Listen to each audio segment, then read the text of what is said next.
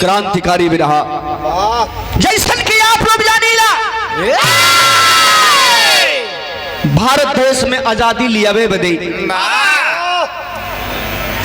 लाखों लाखों कुर्बानियां दी गई बाबूजी। आज हम बड़े गर्व से कहते हैं कि हम आजाद देश के राही हैं, लेकिन इस आजादी के पीछे का जो कारण है बाबू, कितनी मां अपनी सुहाग को, अपने सिंदूर को इस वतन के हवाले कर दिया बाबू। नमन ऐसी मां को, सलाम है ऐसे वीर सपूत जवानों को जिन्होंने अपने प्राणों की आहुति दे करके और इस भारत देश को आजाद कराया। 4 लाइन भूमिका में कहना है वीर रस भाव मास्टर।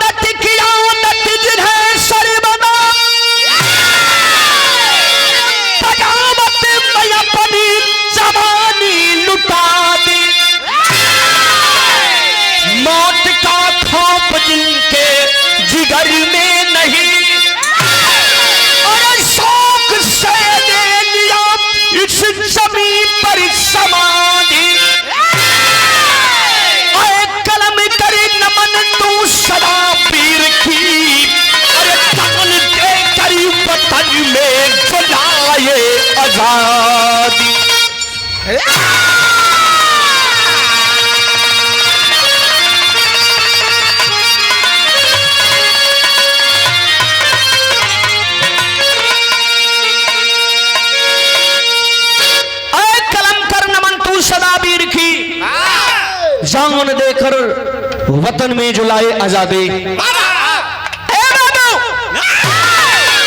कहल गई यही देश में कुछ देश के वफादार सिपाही भइलन तो कुछ गद्दार भी भइलन।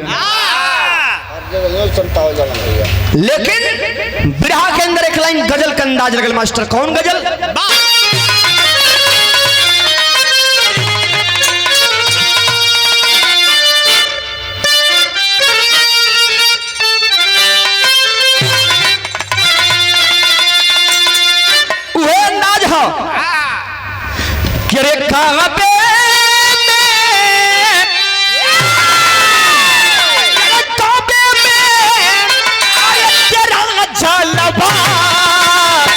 काशी में नजारा है,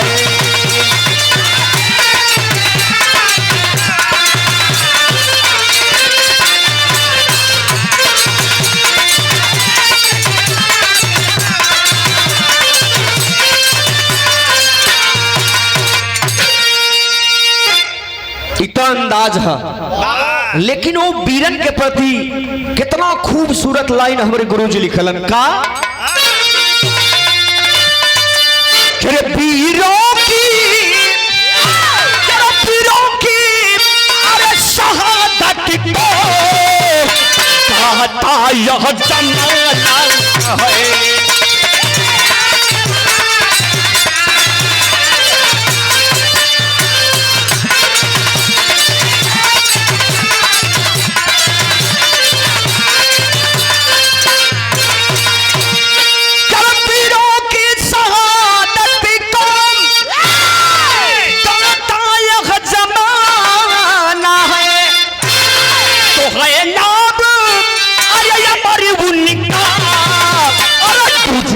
यह तराना है,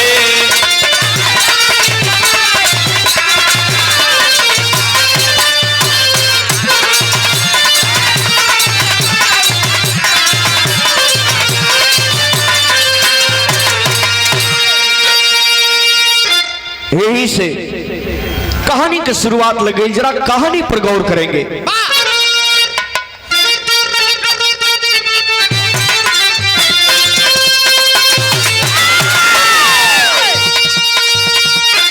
गुलामी हिंद में वतन मेरा लाचार हुआ,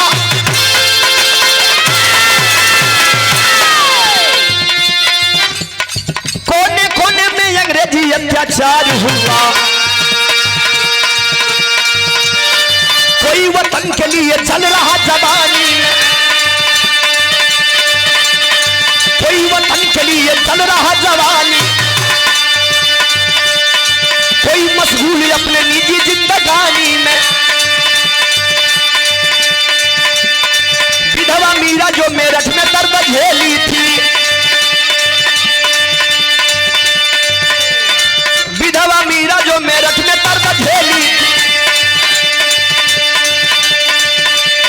रहा संतान लेके फिर भी वह अकेली। बेटा धर्म सिंह जो कुसंगत का शिकार हुआ,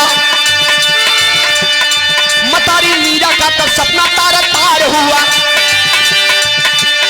कोठे किसी माँ ऊपर प्यार में परवाना था, कोठे किसी माँ ऊपर प्यार में परवाना था, भूला कर दुनिया सारी बन गया दीवाना था।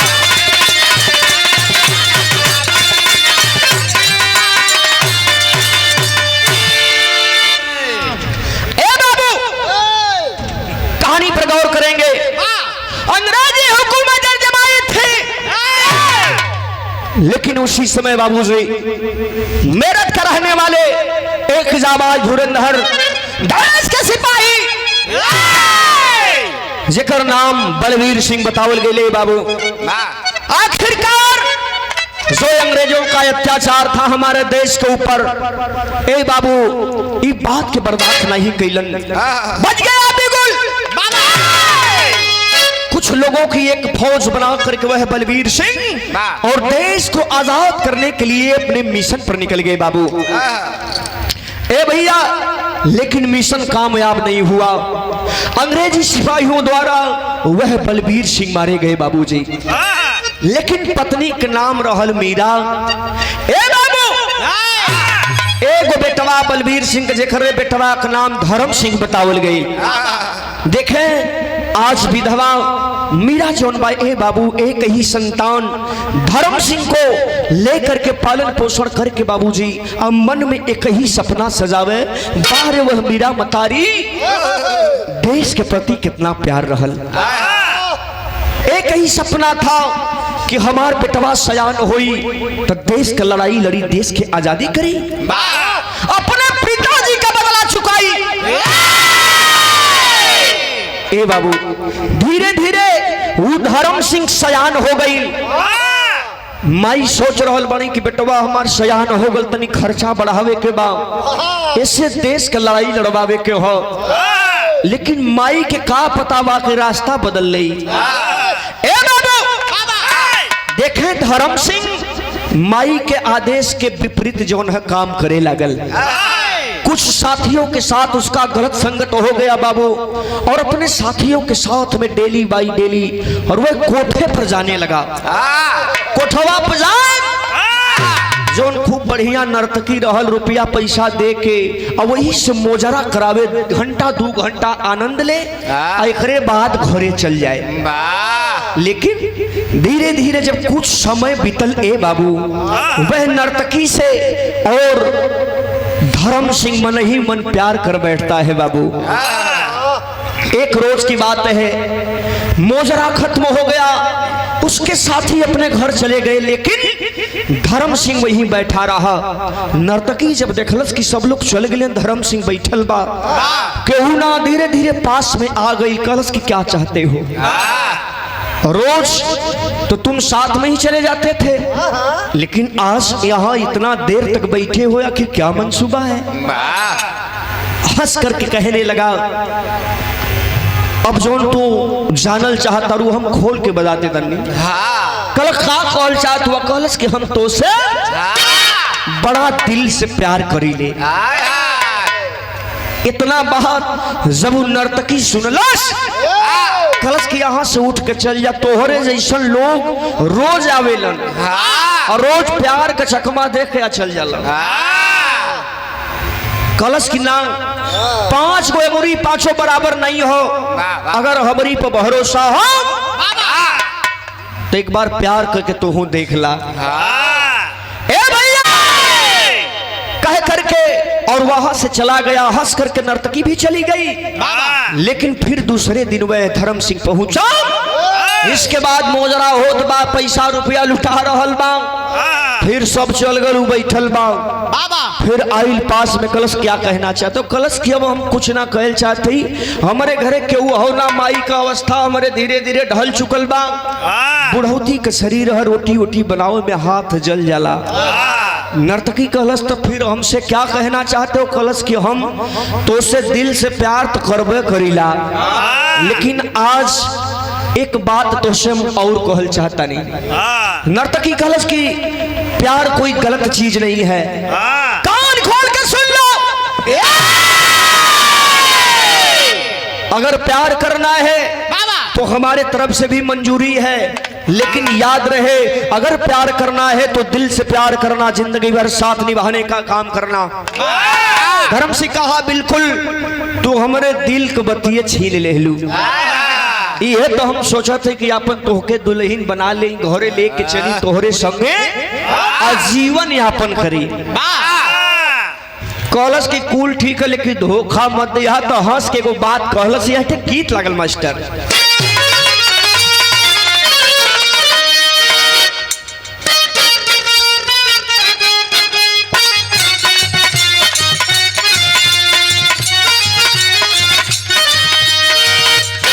वह तर्ज है, कौनो मर्दे को मेहरारू रमान भैया नाराज हो गई।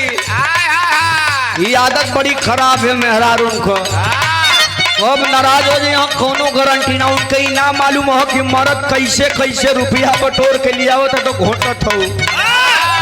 उनके दूसरे नशा मर्द कलश की देखो, महंगाई देखते बारी कितना बढ़ल भैया, कैसो कैसो धंधा पानी करत तो दे गहना गिठो बदे जीद मत कर। अगर जीद करबे करबी तो भाई अब हमारे संगे पगाहा बना गल है तो कुछ करबे कर।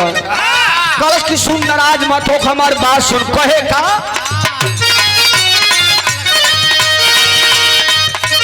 कहबू त झूमता, कहबू त झूलनी, कह के लिया हो।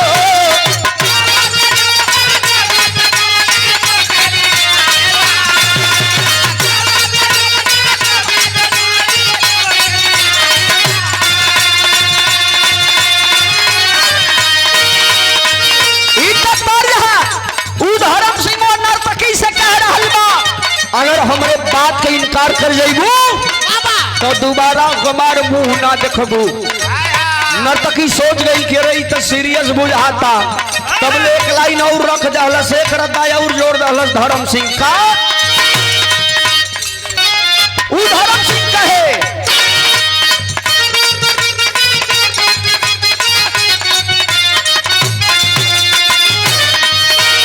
सुना हो सीमा तो हरे बिना हम मर जाइब हो।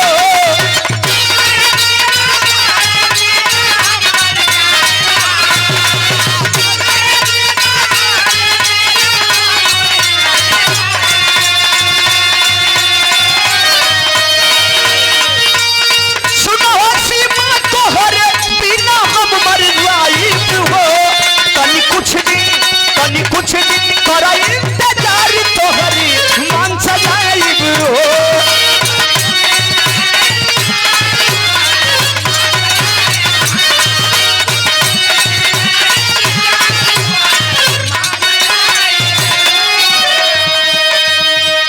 कलश की माता जुड़ा जिंदगी चौपट हो गई। लाइन ऐसा है तोहार माई है, उनकर का सपना हो, तू कहाँ आके झुरा गईला। कलश की देखा हम तो से एक वादा करत थी। कौन वादा? मन में सिंदूर डालब तोहरे सकरी ना वादा हो।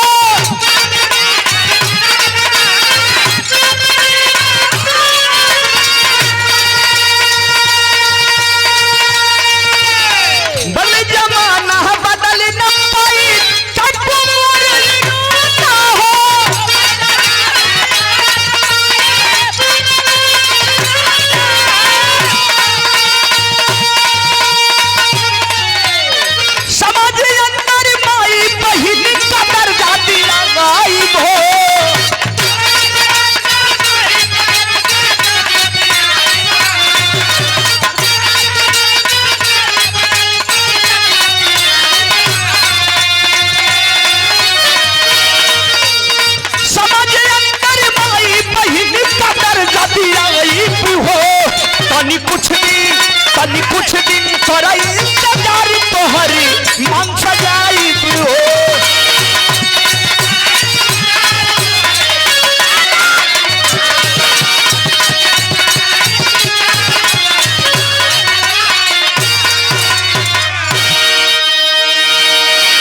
कलश की कोठा पर नाचत गावत हो, ये जिंदगी जियला से बढ़िया बाप तोरे मांग में सिंदूर डाल के तोके दुल्हन बनाई, समाज में माई बहन बेटी का दर्जा तुम्हें मिली। ये कुल काम छोड़ दा, वह नर्तकी वह लड़की भावुक हो जाती है उसके बाद पर, और जब भावुक भइल तो धीरे धीरे पजरवा आके और नर्तकी एगो बात कहलस धर्म सिंह से, का कहे थे गीत लागल मास्टर।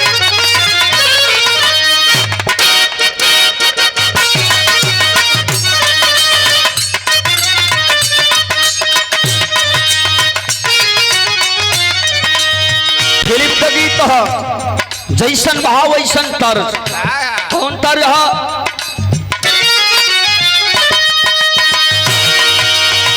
कजरा मोहब्बत वाला अखियों में ऐसा डाला,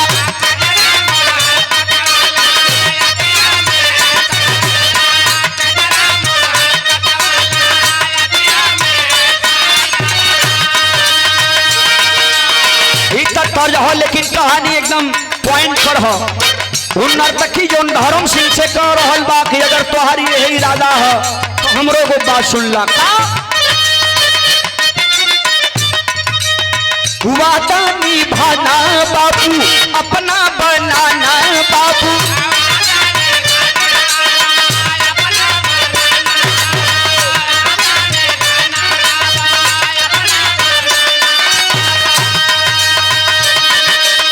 वादा निभाना बाबू अपना बनाना बाबू, झूठा नहीं है मेरा प्यार, करती रहूंगी इंतजार।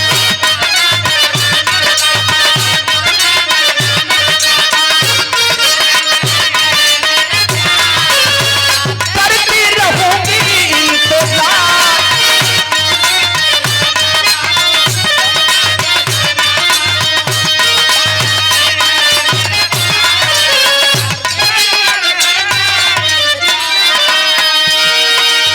कलश की तुम्हारी यही इरादा तो हमारा ओर से भी समझला कि 100% छूट है, लेकिन अगर वादा करत हो साथ साथ नहीं भैया ही ना कि बीचवे में छोड़ दे हम, न घाट को हो न घर को हो। एक बात और कहलस कि जब तू कहला तो सुन ला हमरो दिल के बात का है।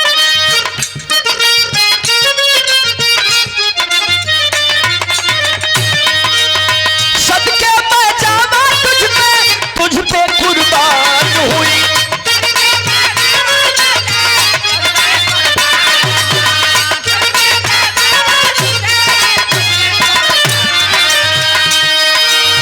जब से छुआ है तूने, जब से छुआ है तूने तब से जवान हुई।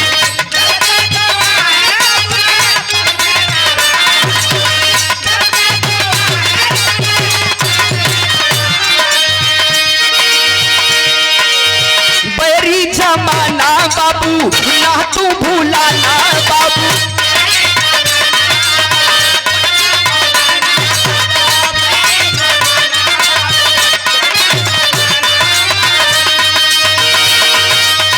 बैरी जमाना बाबू ना तू भूलाना बाबू, करती हूँ तुझ पे अखबार, करती रहूंगी इंतजार।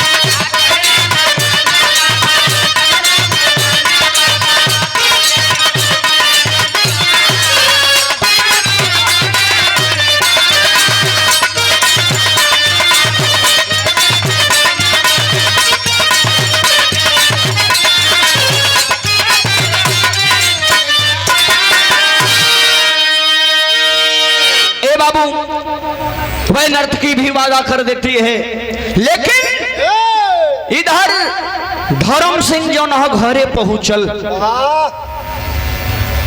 अपना माई के बुला के और कहे कि ए माई हम तोहरा के एगो बात कहल चाहता नहीं, मनबू की नहीं मनबू? कलश के रे बेटा तोहरे सिवाय दुनिया में हमार हइये के है, तोहर ना मानव ताकि हम मानव के कर। कलश की ए माई बुरा हम सोचता नहीं कि तोहार अवस्था ढल गई बे, खाना वाना बनावे में दिक्कत हो रहल बा, एगो दुल्ही घरे लिया देती ए माई तो खाना वाना बनाई समय से 2 कोर भोजन भैया तोहू के आराम हो जाता। लेकिन जब इतना बतिया सुन ली नु मतारी कि बेटवा हमार दुल्ही लियावे बदे कहता है बाबू, अखिया से झरझर झरझर आंस चुए लगल। उठ के माई घरे में चल गई। धर्म सिंह भी पीछे पीछे गयल। ए बाबू माई से पूछ रहा बा, करे माई जब हम कोनो बात कहल चाहिए तो काहे रोवेलू? माई आँख से आंस चल रहल बा और अपना धर्म सिंह बेटवा से कह रहल बा कि यह न जानल चाहते हो बेटा कि हम काहे बदे रोइला? तो सुन ले काहे रोइला। माई कह तनिका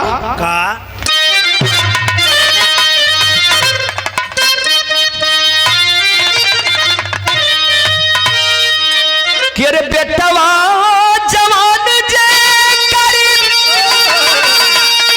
हो नई दुनिया में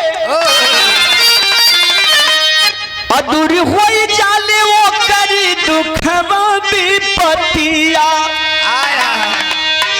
अब हईला जवान आज दुल्ही लियावे जाला, अब बुझला न माई के अरे दुखवा लतिया। अरे बेटा हम ना जली बेटा कि तू ए ढंग का निकल जीबा।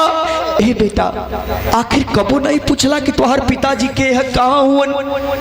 आज का कहता रे बेटा, आज हमार सगरो सपना चूर चूर के दे लाल। ए बाबू धर्म सिंह कलश करे माँ काहे बदेशन बोल रहल बाड़ू? हम जोन सोचता नहीं माई का तोरा नियम के खिलाफ हो? कहलस कि बेटा काहे नहीं खिलाफ हो? कब तू पूछला कि तोहर पिताजी के हो कहाँ हो? आखिर तब पूछा था कि आखिर हमारे पिताजी हुवन कहाँ कैसे?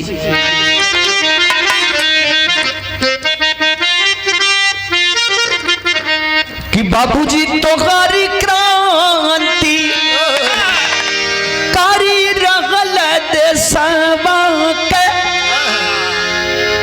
हमारी अंग्रेजी देहल जनमु बचवा। कहलस कि तोहार पिताजी ना देश के पुजारी रहलन, देश के भक्त रहलन, देश के लड़ाई लड़त रहलन। धोखे से अंग्रेज और तोरे पिताजी के बंधक बना लिहलन। पेपर के माध्यम से पता चलल, उनके मौत की खबर जब आई तब से हम अपर सिंदूर धो के और तोहरे ऊपर बहुत बड़ा सपना सजाओ तली। यही सजाओ तली कि बेटवा हमार जवान हुई तो हमरे कोनो चीज का भूख ना मत सीख के भूख रहल कि हमार बेटवा जवान हुई तो हमरे सुहाग हमरे सिंदूर को बदला चुकाई। लेकिन आज तो बिल्कुल निलायक निकल गया। ए बाबू एक बात और माई बड़ा अपने बेटवा के जो न डांट के कहली। का कहली मास्टर? गीत लागल।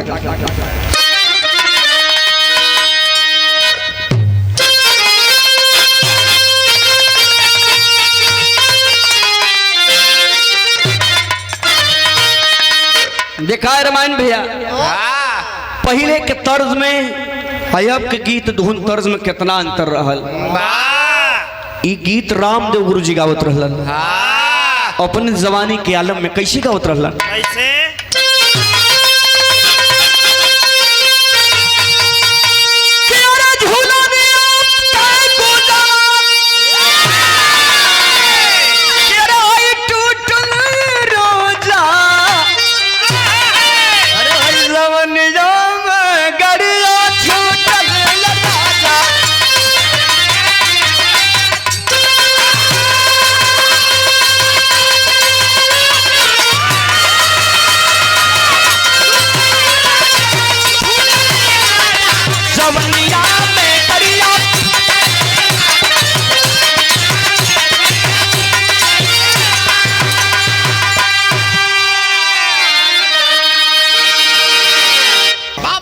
भैया यही के बदल के एक लाइन हम गईला। कौनो मेहरारू के मरद देखलस कि साला इतना महंगाई है, आखिर कैसे परिवार का जीविका चली? कौनो कमाई ना बा, एकदम परेशान हो गया। एगो दिमाग में ओकरे उपाय है इस साला मायावी दुनिया हम माया का नगरी है।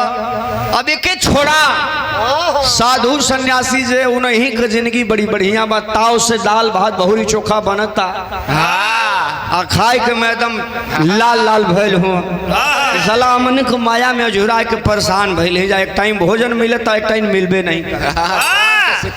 गेरुआ रंग को वस्त्र धारण करके जैसे घर से निकलल चहल मान भैया मेहररुओ बड़ी चला कर रहल। जब देखलस कि निकलत हो तो जाए के धल दही के का कहे मास्टर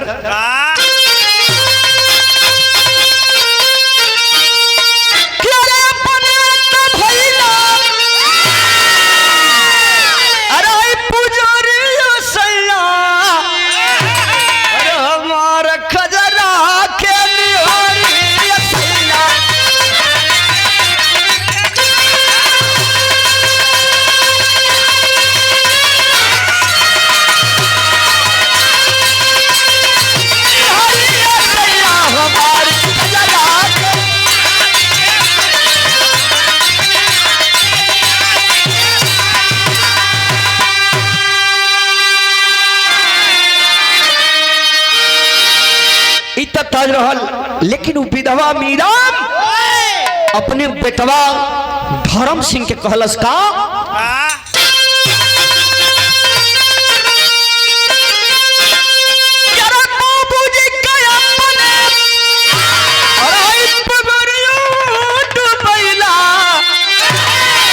कपूत बेटवा हमारे भैया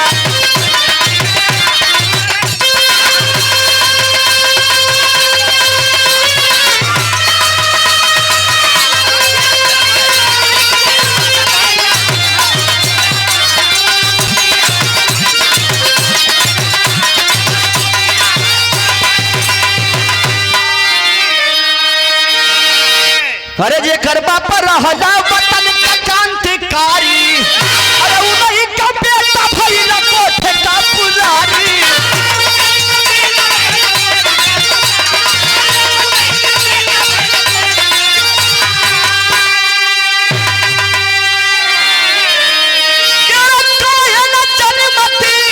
अरे तू मरी गई कपूत बेटवा हमरा कोठिया में भैया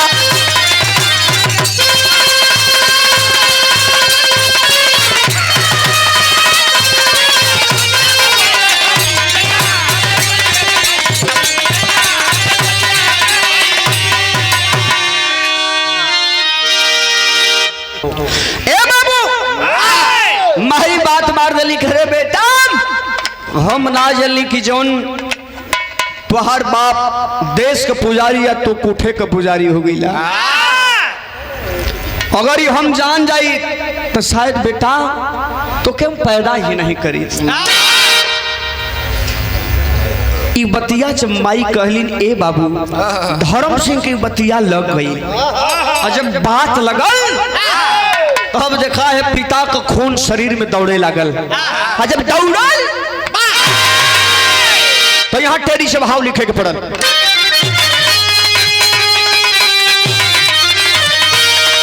जवानी कैसे माटी में मिली अरे जवानी कैसे माटी में मिली जिसका बाप बघेला वतन सिपाही खाती खाती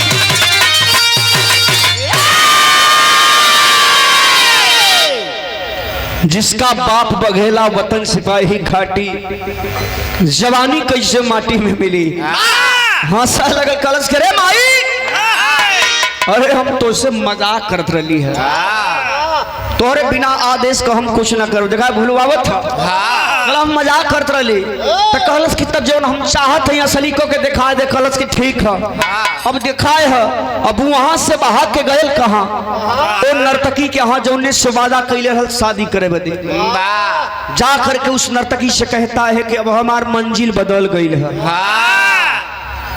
नर्तकी जब सुनलन हंसा लगल कलश की यही बदने कहलिए कि तोहरे जैसे लोग रोज आवे ना रोज प्यार करे हैं रोज छोड़े हैं रोज वादा करेला। यही बदे कहत रही कि अगर वादा करी हाथ निभैया नहीं तो करबे मत करिया। धर्म सिंह कलश की वो बात नहीं हो हम जवन वादा कैले वो के पूरा करब लेकिन ओकरे पहले आई अपन हमार मिशन पूरा करे के है। पूरा कहानी घर के बतौलस तो कहलस कि जब हम तोके दिल दिए देले वादा कही देले ही अब ये दुनिया में हमार हइये के हो। अगर मिशन पर जात हुआ तो तोहरे संगे संगे हमहू साथ दे। कलश की नहीं राह बड़ी कठिन है तोहके ना जाए के बाद तू वहीं रहा लेकिन हम अपन मिशन पूरा कर के और तोहर वादा पूरा करब। वहां से चला जवान वह धर्म सिंह अपने मिशन पर बाबूजी तब हाव लगल।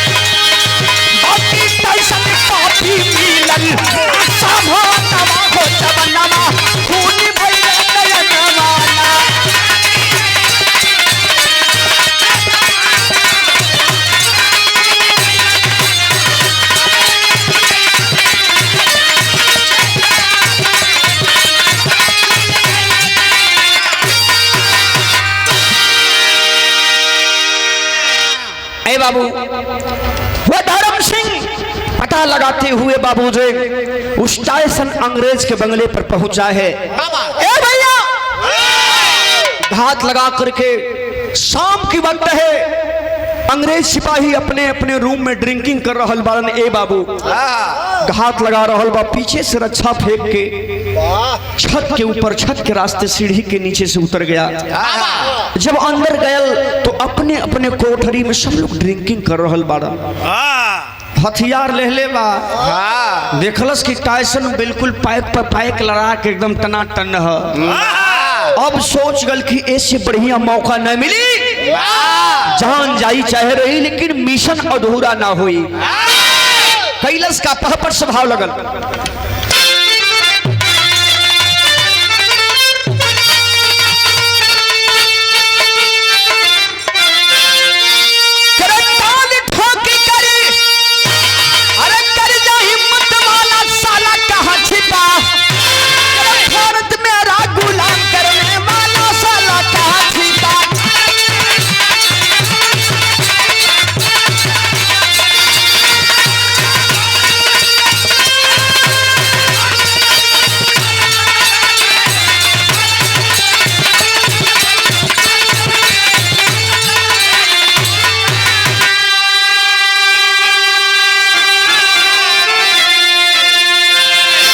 बाबू दरवाजे पर जाकर के तो बड़ा ध्यान से देखा था कितनी धीरे धीरे कोई पैक हो जाए। जब आंख मुनाए लगी तब इनकर काम तमाम करब है। लेके पिस्टल धीरे धीरे धीरे धीरे पजरे पहुंच गई।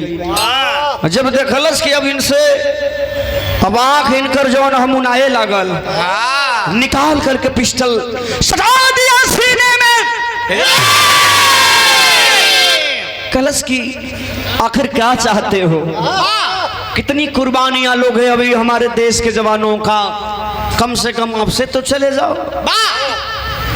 अब वो मम्मा के कहा कुछ निकला था, इतना पैक पे पैक पैक पे पैक लड़ गए हा। उनके कुछ समय इतने में जौन हम बाबूजी निकाल के पिस्टल और अपने माई के एक बेर बतिया के सोच के तड़ातड़ गोली चलाना शुरू किया।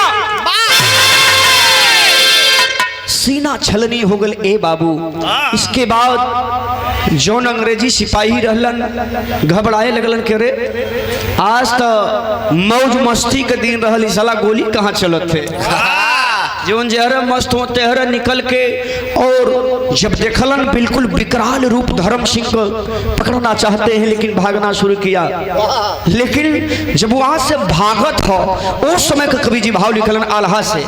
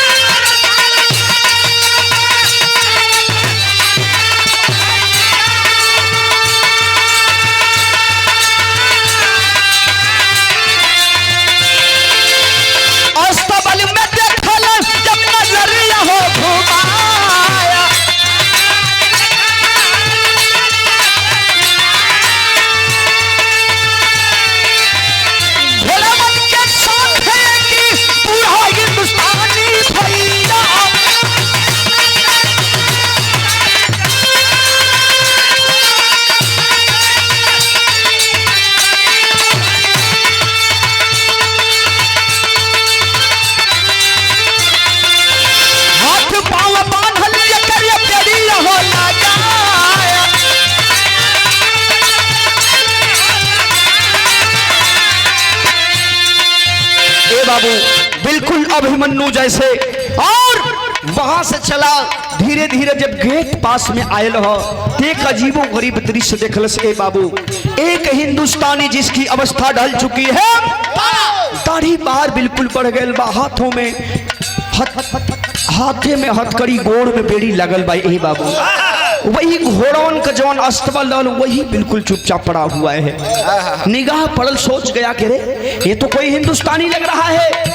धीरे धीरे पहुंचल कैलाश का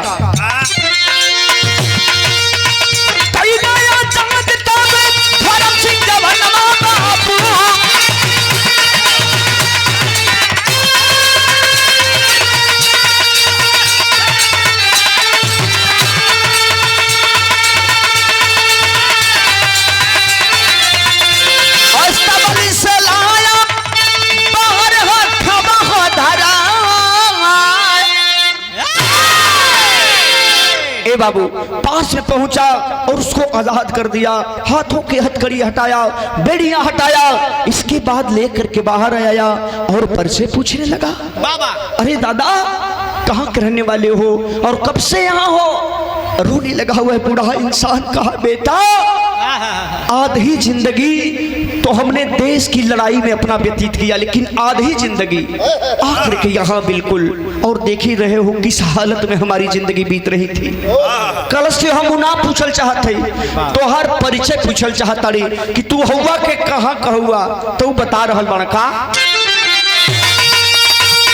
कि रहल क्रांतिकारी हम हूँ। अरे हिंद के नगरिया भैया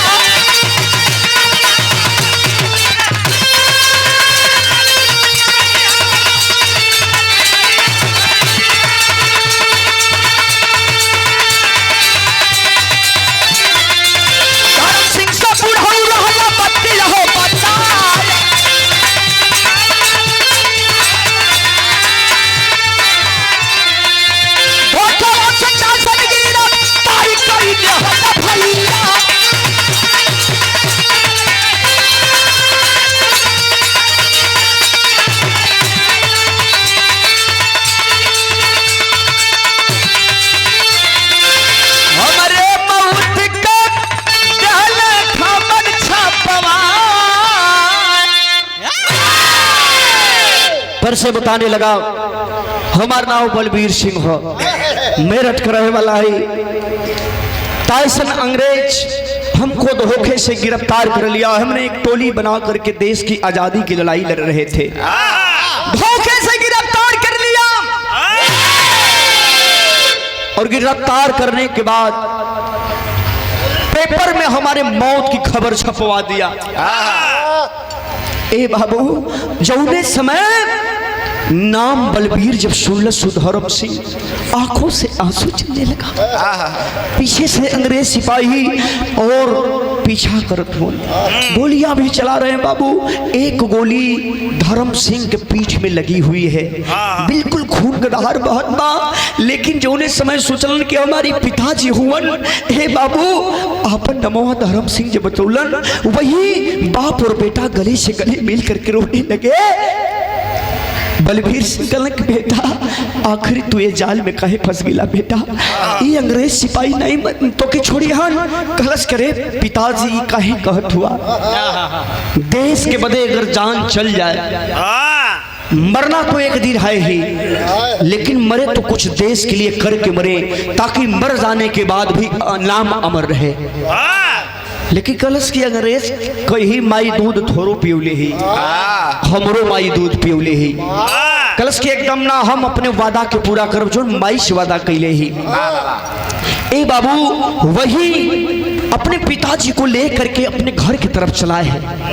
पिताजी पिठिया पर जब हथवा लगौलन, जब हटौलन बिल्कुल खून से लगा गल और रोके गलन करे बेटा आखिर ई का भइल बेटा, चल के बेटा पहले कहीं दवा। कलश की ना, पहले तू जल्दी माई के पास में चला, तोरे इंतजार में माई बिल्कुल बौरहिया बन के रहेले।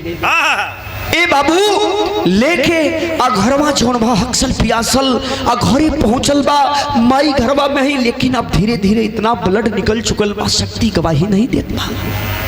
साय साय आवाज आ रहल बा, जाके दरवाजा के सिटकनी खटखटौलस। कलश की माई, ए माई, जौने बेटवा के ताना महना मारत रहलू, जौने बेटवा के नायक बनावत रहलू ना, देखला आज तो आर बेटवा तोरे वादा के पूरा कैलस। माई भाग के एलिन जब देखलिन अपने बाप के, सॉरी अपने बेटा धर्म सिंह के, आए अपना पति देव के, ए बाबू पैर तले जमीन खिसक गई। अरे भगवान तोहर भी लीला परम्पार है। लेकिन जब निगाह पड़ल बेटा के पीठ से, जब खून बहत बा, ए बाबू माई सला के कलिन के बेटा ये तूने क्या कर दिया। कलश की माई, हम का कैली सुना। रो के वो बेटा कह रहल बा अपने मतारी से,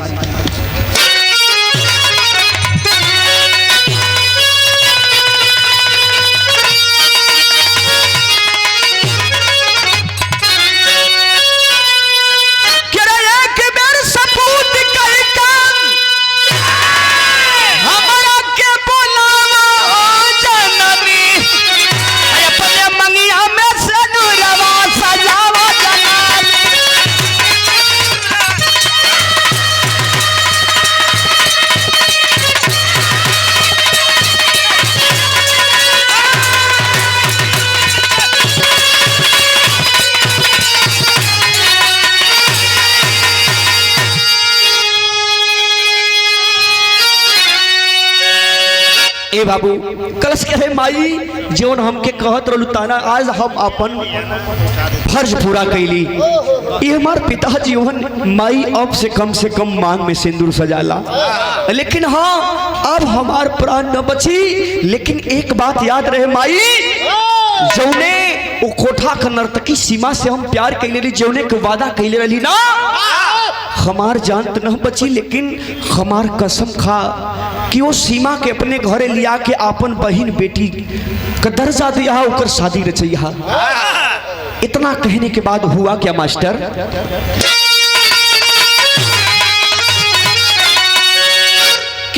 ना कहते उड़ गई लसुगनवा, अजंता माई गोद में उठाई के ललनवा।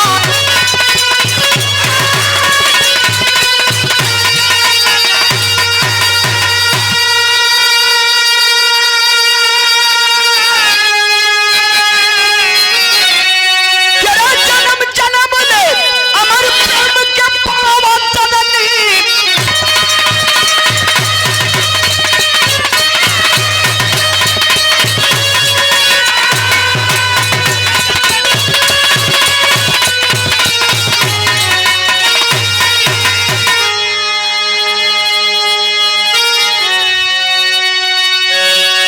ए बाबू इतना कहने के बाद और वह धर्म सिंह इस दुनिया से अलविदा हो गया।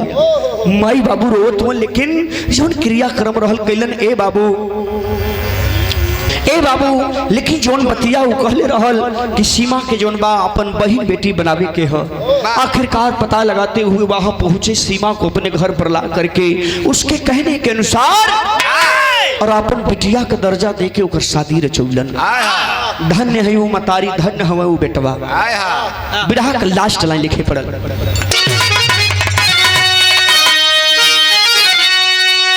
गुरु बिहारी लगन